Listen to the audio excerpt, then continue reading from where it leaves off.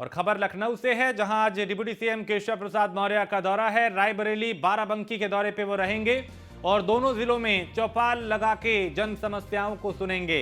इसके अलावा विकास निर्माण कार्यों का भी स्थलीय निरीक्षण वो करेंगे, योजनाओं के क्रियान्वयन की निरीक्षण भी करेंगे। तो दो जिलों के दौरे पे रहेंगे उप मुख्यमंत्री केशव प्रसाद मौर्य, जो विकास कार्यों, निर्माण कार्यों का निरीक्षण करेंगे और योजनाओं के क्रियान्वयन की निरीक्षण भी करेंगे।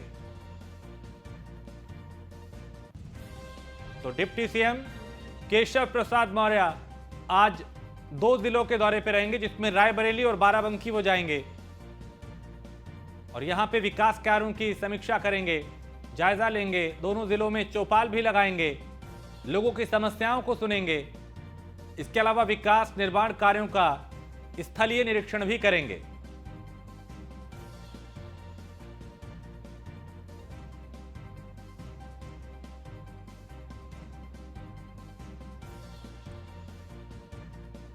तो डिप्टी सीएम केशव प्रसाद मौर्य आज दो जिलों के दौरे पर रहेंगे, जिसमें रायबरेली और बाराबंकी शामिल है। यहां पे वो चौपाल लगाएंगे, लोगों से संवाद करेंगे, उनकी समस्याओं को सुनेंगे, समाधान करेंगे उनका और बताएंगे कि सरकार कैसे काम कर रही है। इसके अलावा जो विकास कार्य हैं, जो निर्माण कार्य हैं, उनका भी निरीक्षण करेंगे कि कहीं पे कोई अनियमितता तो नहीं है, कहीं पे कोई लापरवाही तो नहीं हो रही, जो सामग्री का इस्तेमाल हो रहा है उसकी गुणवत्ता में किसी तरह का कोई खिलवाड़ तो नहीं हो रहा। ये तमाम चीजों को परखेंगे। असद खान हमारे संवाददाता रायबरेली से इस पे ज्यादा जानकारी के साथ। असद, आज उप मुख्यमंत्री केशव प्रसाद मौर्य रायबरेली आ रहे हैं, क्या कुछ खास रहने वाला है? बिल्कुल, डिप्टी सीएम का ये एक दिवसीय दौरा है रायबरेली का और विकास खंड शिवगढ़ ये जाएंगे और वहां पर एक चौपाल में आयोजित चौपाल में भी उसमें शिरकत करेंगे और वहीं जनप्रतिनिधियों के साथ भी बैठक करके कहीं ना कहीं 2000 की तैयारी और जो निकाय करण की तैयारी, निकाय चुनाव तैयारी को लेकर भी कार्यकर्ताओं में हौसला बढ़ने का काम करेंगे। ऐसे में कहा यह भी जा रहा है कि वो चौपाल लगाएंगे, लोगों की समस्याओं को सुनेंगे, जो प्रोजेक्ट जिन पे काम चल रहा है उसकी समीक्षा वो करेंगे। जी बिल्कुल, देखिए वहाँ पे एक निर्माणाधीन ओपन जिम है, उसमें भी वृक्षारोपण का भी कार्यक्रम है और वहीं कार्यकर्ताओं के साथ भी बैठक करेंगे और चौपाल में भी जो जन समस्याएं हैं उनको सुनेंगे और कहीं ना कहीं से ये 2000 की तैयारी को देखते हुए अहम दौरा जरूर माना जा रहा है रायबरेली का। और किस तरह का उत्साह कार्यकर्ताओं में है, लोगों में है, प्रशासन कितना एक्टिव दिखाई दे रहा है उनके दौरे को लेकर?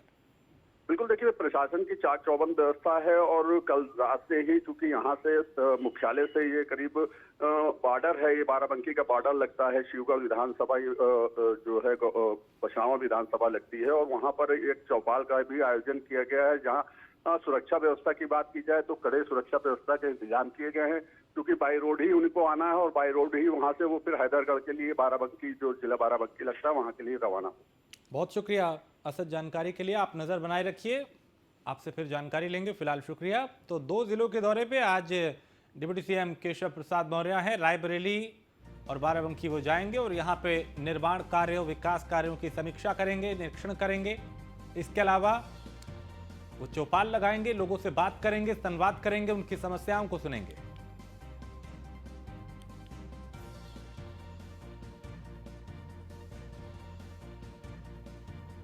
तो रायबरेली और बाराबंकी के दौरे पे केशव प्रसाद मौर्य और यहां पे वो कई कार्यक्रमों में शामिल होंगे, दोनों जिलों में चौपाल लगाएंगे।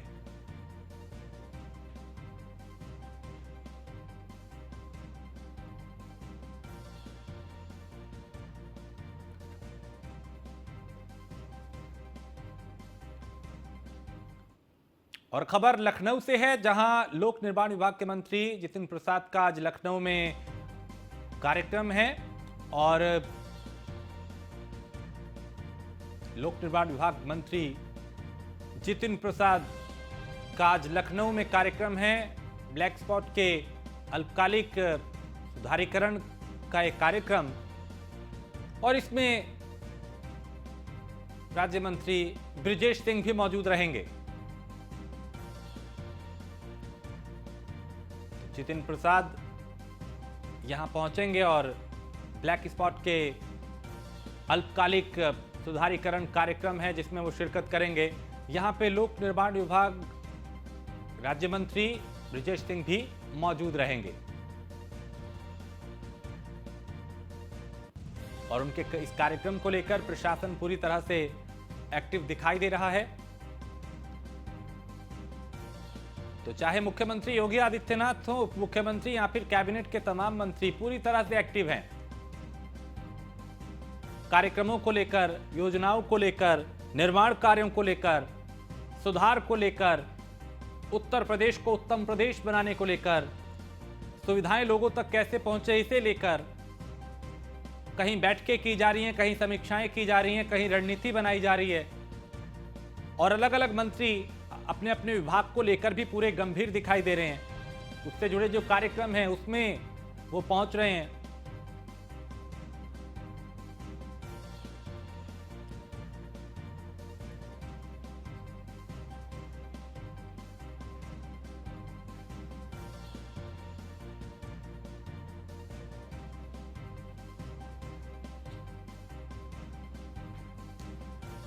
तो लोक निर्माण विभाग राज्य मंत्री ब्रिजेश सिंह भी इस कार्यक्रम में मौजूद रहेंगे। जितिन प्रसाद भी यहां पे मौजूद रहेंगे। ब्लैक स्पॉट के अल्पकालिक सुधारीकरण ये कार्यक्रम और पीडब्ल्यूडी मंत्री ब्रिजेश सिंह राज्य मंत्री जो हैं वो भी यहां पे मौजूद रहेंगे। तो अलग अलग जो कैबिनेट के मंत्री हैं, राज्य मंत्री हैं, मुख्यमंत्री, उप मुख्यमंत्री अलग अलग जिलों का दौरा कर रहे हैं। कहीं पे समीक्षा की जा रही है, कहीं जायजा निर्माण कार्यों का लिया जा रहा है, कहीं अपने अपने विभाग से जुड़े कार्यक्रमों में शिरकत की जा रही है।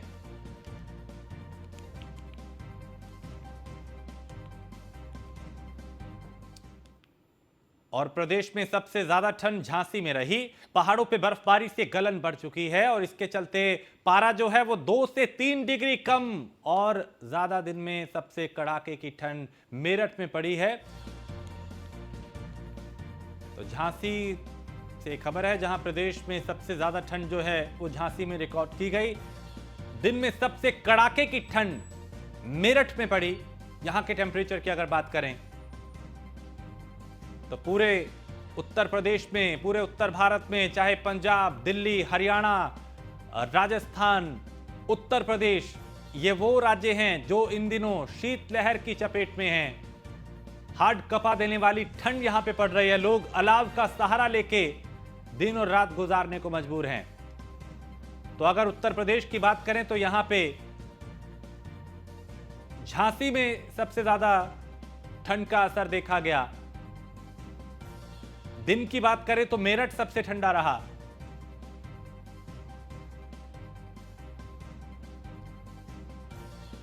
और इस ठंड के चलते लोगों को कई तरह की दिक्कतों का भी सामना करना पड़ रहा है। प्रशासन ने रैन बसेरों की व्यवस्था की, अलाव की व्यवस्था की। लोग खुद अलाव के सहारे इस ठंड में इससे बचने के उपाय ढूंढ रहे हैं। और प्रदेश में अगर बात करें तो झांसी और मेरठ दो ऐसे जिले जहां पे सबसे ज्यादा ठंड का असर पूरे प्रदेश में इन 2 जिलों में देखा गया।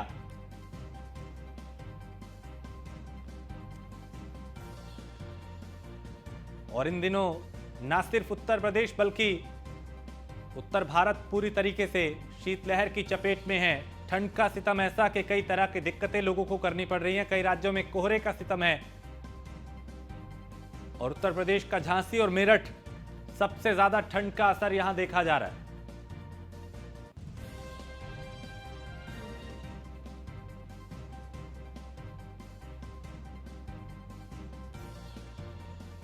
और इस ठंड के चलते, कोहरे के चलते, हार्ट कपा देने वाली ठंड के चलते लोगों को कई तरह की दिक्कतों का भी सामना करना पड़ रहा है। खासकर बुजुर्ग और बच्चे जो हैं उस पर इसका ज्यादा असर होता हुआ दिखाई दे रहा है। हालांकि हर कोई इससे प्रभावित है। कहीं पे अलाव का सहारा है और कहीं पे लोग अलग अलग तरीकों से इस ठंड से बचने की तरीके अपना रहे हैं।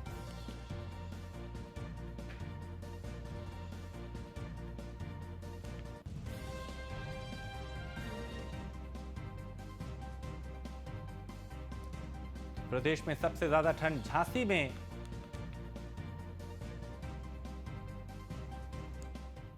और झांसी में ठंड ने कई साल के जो रिकॉर्ड हैं वो तोड़ दिए हैं। लगभग 4 डिग्री से कम पारा यहां पहुंच गया। शीतलहर के कारण घर से निकलना भी मुश्किल हो गया है और लगातार 5वें दिन भी कोहरा छाया रहा। आम जनजीवन प्रभावित हो रहा है। कोहरे की वजह से कई तरह की दिक्कतें लोगों को हो रही हैं और आपको ये भी बता दें कि इसके चलते कई तरह के जो मुश्किलें हैं वो लोगों के सामने हैं।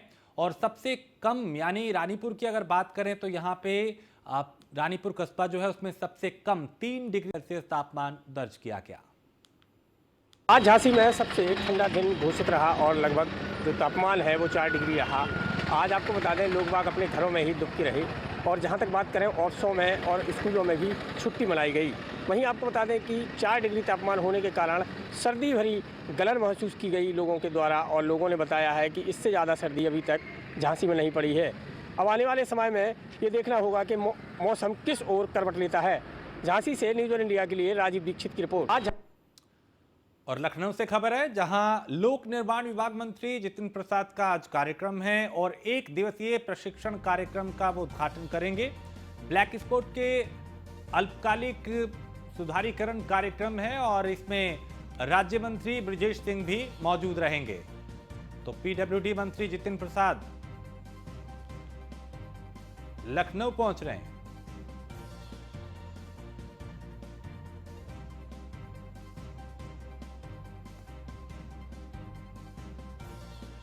और एस के वाजपेयी लखनऊ से हमारे संवाददाता इस खबर पर ज्यादा जानकारी के साथ। एस के वाजपेयी, पीडब्ल्यूडी मंत्री जितिन प्रसाद का आज कार्यक्रम है, क्या कार्यक्रम है और कब से इसकी शुरुआत हो रही है, क्या कुछ खास आज रहने वाला है? बिल्कुल, अगर हम देखें तो आज लखनऊ में पीडब्ल्यूडी विभाग की तरफ से एक कार्यक्रम का आयोजन किया जा रहा है जो कि ब्लैक स्पॉट सुधारीकरण को लेकर है। उत्तर प्रदेश में अगर हम देखें तो बड़े पैमाने पर जो हादसे होते हैं कहीं न कहीं उनसे सबसे ज्यादा जाने जाती हैं। यही एक वजह है कि उत्तर प्रदेश परिवहन विभाग और पीडब्ल्यूडी लगातार कोशिश कर रहा है कि ऐसे ब्लैक स्पॉट जहां पर इस तरीके के हादसे लगातार होते हैं कहीं न कहीं उनके सुधारीकरण को लेकर प्रशिक्षण अपने अभियंताओं का कराया जाए, जिसको लेकर 1 दिवसीय प्रशिक्षण कार्यक्रम है जो कि आज लखनऊ में होने जा रहा है, जिसमें उत्तर प्रदेश के पीडब्ल्यूडी मंत्री जितिन प्रसाद साथ ही साथ पीडब्ल्यूडी राज्य मंत्री ब्रजेश सिंह मौजूद रहेंगे। और कहीं ना कहीं ये कोशिश होगी कि इस जरिए से प्रदेश के उन स्पॉट्स का चिन्हीकरण किया जाए जहां पर इस तरीके के हादसे ज्यादा हैं और आखिर उनकी वजह क्या है और ब्लैक स्पॉट को कैसे खत्म किया जाए, कैसे ऐसे साइंस लगाए जाएं कि जो चालक हैं उनको इन बातों का पता चले और ऐसे स्थानों पर हादसों को रोका जा सके। और साथ ही साथ जो सड़कों का निर्माण या जो ओवरब्रिज का निर्माण है वो इस हिसाब से हो कि ऐसे स्थानों पर जो हादसों की संख्या है उसको कम किया जाए, यातायात को सुरक्षित बनाया जाए, सड़कों को सुगम बनाया जाए। उससे जुड़ा हुआ यह 1 दिवसीय प्रशिक्षण कार्यक्रम है जिसमें उत्तर प्रदेश के पीडब्ल्यूडी मंत्री जितिन प्रसाद साथ ही साथ उत्तर प्रदेश के पीडब्ल्यूडी राज्य मंत्री ब्रजेश सिंह रहेंगे जो कि इस प्रशिक्षण कार्यक्रम का उद्घाटन करेंगे और उत्तर प्रदेश भर के पीडब्ल्यूडी के अभियंता रहेंगे जिनको 1 दिवसीय प्रशिक्षण के तहत ऐसे ब्लैक स्पॉट्स को खत्म करने के लिए किन किन टेक्निक्स को अपनाया जाए, कैसे उनको जो है नॉर्मलाइज किया जाए, कैसे ऐसी सड़कों का निर्माण और ऐसे जो है टर्न्स बनाए जाएं जिससे कि जो चालक हैं उनको पहले से इन जगहों के बारे में जानकारी रहे और इस तरीके के हादसों को बचाया जा सके। जी चूंकि एस के वाजपेयी इन दिनों कई हादसे ऐसे हुए हैं जिसने झकझोर के रख दिया, यही वजह है कि मंत्री से लेके प्रशासन जो है वो पूरा एक्टिव दिखाई दे रहा है कि कैसे बढ़ते हादसों को रोका जाए।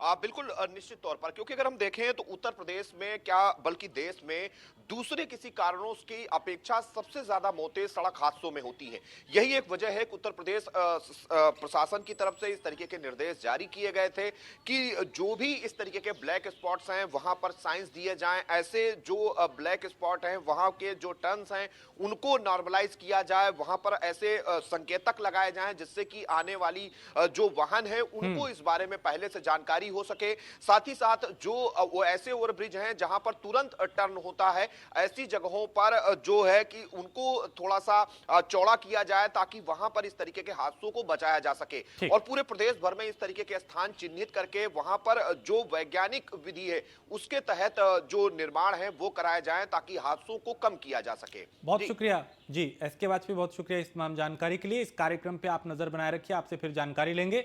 आगे बढ़ते हैं। उन्नाव से खबर है, जहां जिला अस्पताल के इमरजेंसी में मरीज की मौत हुई है और मरीज की मौत पे जो परिजन है उन्होंने हंगामा किया। इमरजेंसी में तैनात डॉक्टर पे लापरवाही का आरोप लगाया गया और हंगामे की सूचना पर पहुंचे सीएमएस सुशील श्रीवास्तव। तीमारदारों ने डीएम और सीएमओ से शिकायत की है। उमाशंकर दीक्षित चिकित्सा के इमरजेंसी वार्ड का यह मामला है। तो जिला अस्पताल के इमरजेंसी में मरीज की मौत के बाद परिजनों ने हंगामा किया, डॉक्टर पर लापरवाही का आरोप लगाया। हंगामे की सूचना पर सीएमएस सुशील श्रीवास्तव मौके पर पहुंचे। उन्होंने लोगों को शांत कराया और तीमारदारों ने डीएम और सीएमओ से मामले की शिकायत की है।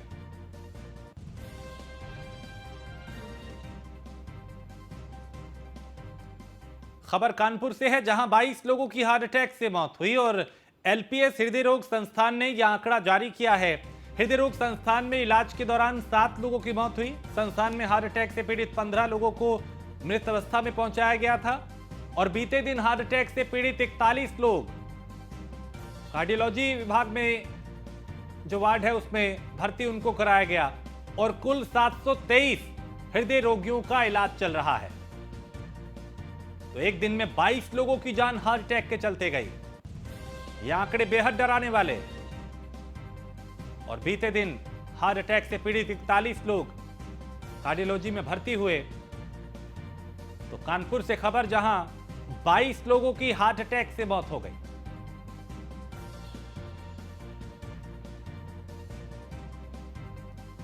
खबर आगरा से है, जहां बिजली के खंभे पर काम कर रहे लाइनमैन की मौत हो गई। कनेक्शन काटने खंभे पर चढ़ा था लाइनमैन और लाइन शटडाउन के बाद भी बिजली की तारों में करंट था और गंभीर हालत में जिसे अस्पताल ले जाया गया, लेकिन रास्ते में ही लाइनमैन ने दम तोड़ दिया। शमशाबाद के चितौरा फीडर पे तैनात था ये लाइनमैन और शमशाबाद थाना क्षेत्र के बड़ा गांव का मामला, जहां एक बिजली कर्मी की करंट की चपेट में आने से मौत हो गई। कनेक्शन काटने के लिए बिजली के खंभे पे वो चढ़ा था और उस वक्त शटडाउन था, बावजूद इसके तारों में करंट था और उसी करंट की चपेट में आने से इस शख्स की जान चली गई।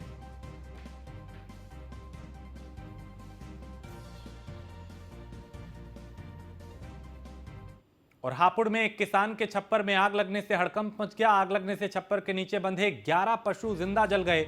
अज्ञात कारणों के चलते यहां पे आग लगी। इस आग में काफी नुकसान हुआ। काफी मशक्कत के बाद इस आग पर काबू पाया गया। धौलाना थाना क्षेत्र के ककराना गांव का यह मामला, जहां एक किसान के छप्पर में आग लगी और वहां पे कई पशु बंधे हुए थे जो इसकी चपेट में आए। करीब 11 पशुओं की जल के मौत हो गई। काफी मशक्कत के बाद इस आग पे काबू पाया गया, लेकिन जब तक काबू पाया जाता तब तक काफी नुकसान ये आग पहुंचा चुकी थी।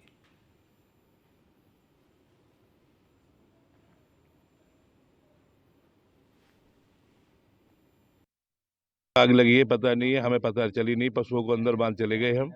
उसके बाद यहाँ देखा, घंटे आध घंटे पीछे पता लगी घर में आग लगी है पशुओं में।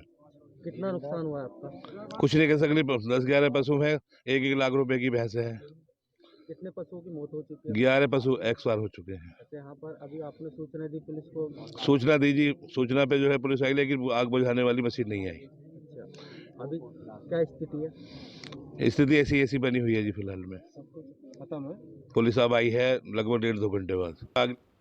और खबर मिर्जापुर से है, जहां सिटी कोतवाली पुलिस ने बड़ी कार्रवाई की है। यहां पुलिस ने कार्रवाई करते हुए महिला की आपत्तिजनक फोटो वीडियो बना के उसे वायरल करने की धमकी देने वाले एक शख्स को गिरफ्तार किया है। पुलिस ने जिगना थाना क्षेत्र के झिलवर बिजर गांव में रहने वाले प्रमोद नाम के शख्स को, प्रमेश नाम है इसका, माफ कीजिएगा, जिसे गिरफ्तार किया है। और बताया जा रहा है कि पकड़ा गया आरोपी महिला को अश्लील फोटो और वीडियो को वायरल करने की धमकी देके ब्लैकमेल कर रहा था। उसकी जमीन अपने नाम करने की धमकी दे रहा था। महिला ने पुलिस में शिकायत दर्ज कराई, जिसके बाद पुलिस ने इस शख्स को गिरफ्तार कर लिया।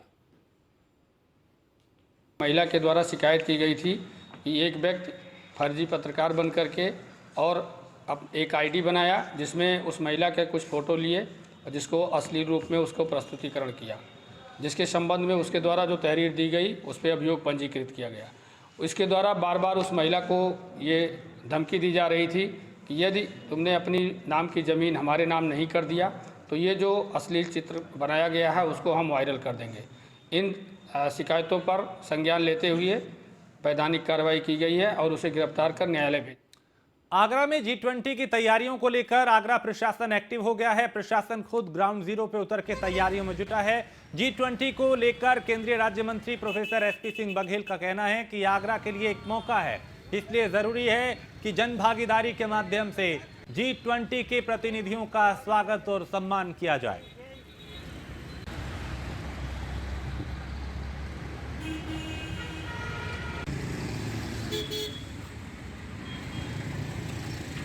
तो G20 की तैयारियों में जिला प्रशासन जुटा है और खुद आला अधिकारी यहां पे तैयारियों को परख रहे हैं ताकि कहीं पर भी कोई लापरवाही ना हो, कहीं पर भी कोई अनियमितता ना हो।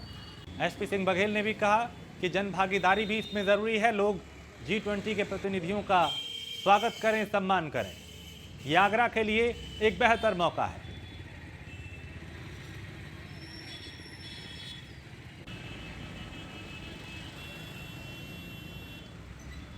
तो यहाँ पुलिस प्रशासन भी पूरी तरह से एक्टिव और जिला प्रशासन भी पूरी तरह से एक्टिव। मरम्मत कार्य किए जा रहे हैं। आगरा को पूरी तरह से सजाया जा रहा है ताकि कहीं पर भी कोई भी कमी ना रहे। एयरपोर्ट से लेके और 3 होटलों में उनके ठहरने की व्यवस्था सरकार ने की है, जिसमें एक ताज कॉन्टिनेंटल है, एक ताज व्यू है और तीसरा रेडिसन है। तो एयरपोर्ट से इन होटलों तक, इन होटलों से ताजमहल से लाल किला होते हुए एतमाद-दौला। तो इस इलाके में बीच में मेट्रोज पड़ेगी तो वहाँ ट्रैफिक की व्यवस्था ठीक रहे। वो जो एक बॉटल नेक पुलिया है उस पर कुछ ठीक से इंतजाम हो। खबर मैनपुरी से है जहां बदमाश ने सिक्योरिटी गार्ड को गोली मार दी। बाइक चोरी करने आए बदमाशों ने सिक्योरिटी गार्ड को गोली मारी है, जिसे घायल को सफाई मेडिकल कॉलेज के लिए रेफर किया गया। पुलिस अब CCTV फुटेज खंगाल रही है, आसपास जो CCTV लगे हैं उन्हें खंगाल रही है ताकि जो हमलावर हैं उनको शिकंजे में लिया जा सके। घायल को अस्पताल में भर्ती कराया गया है, लेकिन इस तरह की वारदातें बता रही हैं कि बदमाश बेखौफ हैं, उन्हें कोई डर नहीं, ना पुलिस का, ना प्रशासन का, ना कानून का।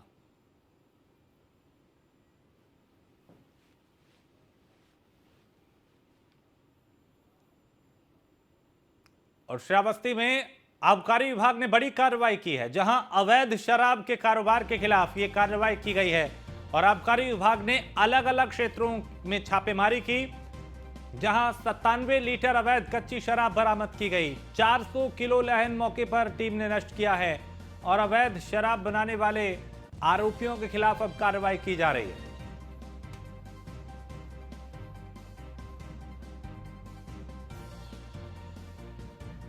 तो अवैध शराब पे लगाम लगाने के लिए आबकारी विभाग पूरी तरह से एक्टिव यहां पे दिखाई दे रहा है। पिछले कई दिनों में कई जगह छापेमारी की गई, जहां कई तस्करों को पकड़ा, कई अवैध शराब बनाने वालों को पकड़ा। और श्रावस्ती में भी आबकारी विभाग ने बड़ी कार्रवाई करते हुए यहां पे छापेमारी की और लहन को नष्ट किया गया, कच्ची शराब यहां से बरामद की गई।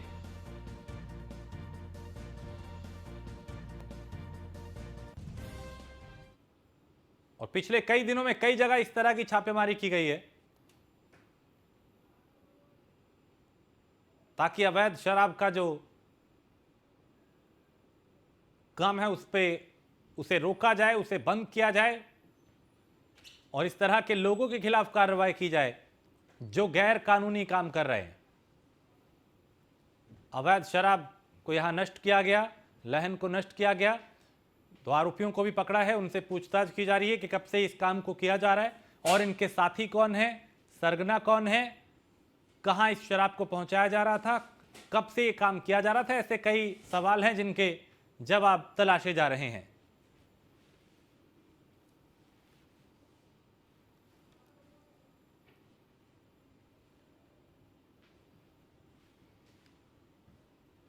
तो सब डब्बा, हाँ। और बाराबंकी से खबर, जहां कोरोना का एक नया मामला आया। जिला अस्पताल में इलाज कराने जो युवक है वो यहां पहुंचा था और स्वास्थ्य विभाग की टीम ने युवक को होम आइसोलेट के लिए बोला है। कोरोना पॉजिटिव रिपोर्ट आने के बाद वहां पे हड़कंप मच गया।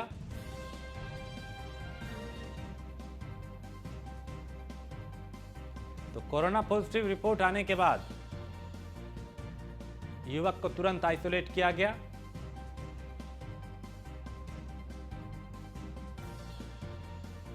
तो बाराबंकी से खबर, जहां कोरोना का एक नया मामला सामने आया है और जिला अस्पताल में युवक पहुंचा था, जहां जब उसका टेस्ट किया गया तो पॉजिटिव आया। और हमारे संवाददाता भोलानाथ इस पे ज्यादा जानकारी के साथ। भोलानाथ, कोरोना का एक नया मामला यहां पे आया, क्या कुछ हालात है कोरोना को लेकर, और इस युवक को अभी क्या अस्पताल में भर्ती कराया गया है, क्या जानकारी? जी बिल्कुल, बता दें बाराबंकी के जिला अस्पताल में पैर का इलाज कराने पहुंचा था एक व्यक्ति, जिसका एंटी टेस्ट कोरोना पॉजिटिव निकला है, जिसके बाद आनंद फानन में इसको होम आइसोलेट किया गया है। वहीं डॉक्टरों की टीम निर्धारित की गई है इसके इलाज के लिए। हालांकि कोविड को लेकर जिस प्रकार से नए मामले बढ़ रहे हैं उसको लेकर कहीं ना कहीं लोगों में भय बना हुआ है, लेकिन जिस प्रकार से लगातार बाराबंकी मुख्य चिकित्सा अधिकारी व डॉक्टरों की टीम लगातार मॉनिटरिंग कर रही है और लगातार लोगों को समझाया जा रहा है कि कोरोना को लेकर कोई डरने की जरूरत नहीं है। हालांकि इसका बराबर इलाज भी किया जा रहा है, लेकिन नया एक मरीज मिलने से थोड़ा तो लोगों में भय बना हुआ है। जी ठीक, बहुत शुक्रिया जानकारी के लिए। तो यहाँ पे एक शख्स कोरोना पॉजिटिव आया, जिसके बाद उसे आइसोलेट किया गया है। स्वास्थ्य विभाग की टीम जो है वो पूरी तरह से यहाँ पे एक्टिव दिखाई देती है। और इसी के साथ इस बुलेटिन में फिलहाल इतना ही। आप बने रहिए न्यूज़ वन इंडिया के साथ।